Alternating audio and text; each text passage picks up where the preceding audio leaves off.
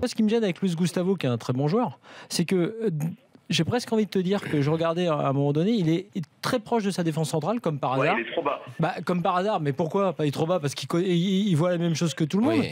Il couvre sa défense centrale. Donc en fait, comme ce joueur-là doit être plus haut pour impulser le jeu, ce qu'il fait, parce qu'il est bon et ce qu'il a fait ponctuellement, mais qu'il n'a pas assez fait, et ben quand il était proche de sa défense centrale, c'est cet espace-là qu'ont utilisé les Dijonais pour s'infiltrer.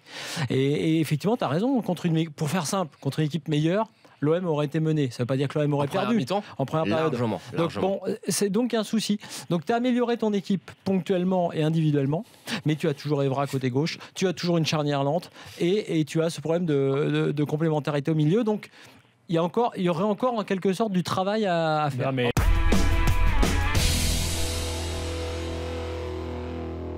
Quand on regarde les joueurs qui sont à la disposition de Rudy Garcia, tu prends un très bon défenseur central, ça te change la physionomie de ton équipe. Exactement. Parce qu'après, ça t'offre des solutions. Tu n'es pas obligé de remettre ce milieu à 3. Tu peux effectivement, pourquoi pas, mettre Bouba Camara à côté de Luis Gustavo pour un profil un peu plus défensif. Tu as quand même Zambo Anguissa, que j'aime pas trop, mais qui est polyvalent, un peu le couteau suisse dont tu peux te servir quand tu as besoin de muscler ton milieu. Ouais.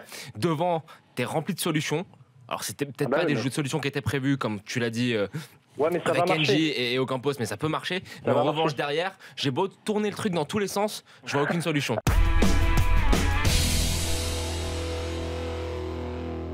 D'une part, je pense que Bielsa s'est assoupli par rapport à sa première expérience française. On le voit dans ses principes de jeu.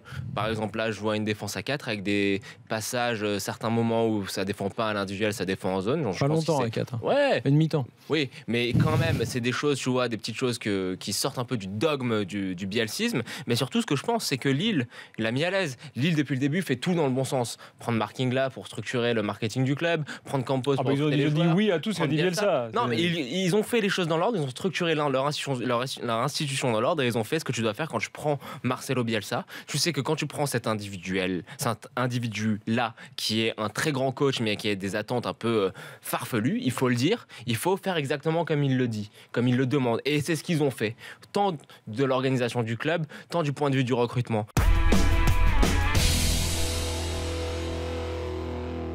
Même s'il a 33 ans, c'est un joueur qui est techniquement incroyable et il n'y a aucun souci là-dessus. Donc tu bonifies l'équipe. Tu fais un coup encore, quand même le faire River ces dernières saisons. Et donc c'est bien pour la Ligue 1. Et puis je pense que ce genre de joueur, on parle souvent de l'âge, nous, mais déjà il n'est pas vieux, 33 ans, il y a pas de, enfin c'est jouable. Je veux dire, il n'est pas en train de construire sa carrière, il va pas, voilà, non. C'est clair. Non, c'est un super joueur, c'est une bonne idée, c'est une très bonne idée, je pense. Je pense que tu vois, Balotelli doit se réjouir, Pléa, tous les attaquants doivent se réjouir aussi. Alors, il y a quelque chose qui est génial avec Schneider, c'est que c'est le genre de joueur qui n'a pas besoin d'avoir une condition physique et de courir dans tous les sens pour être bon. Il peut faire parler sur sa qualité de passe, sur son jeu long. Mais le problème, le seul petit bémol, pour reprendre tes termes, que je mettrais, c'est que dans le système et la philosophie de jeu de Favre, tous les joueurs doivent courir. Tous les joueurs doivent avoir une certaine débauche d'énergie. Et on va voir ce que ça va donner. J'espère qu'il arrive en forme.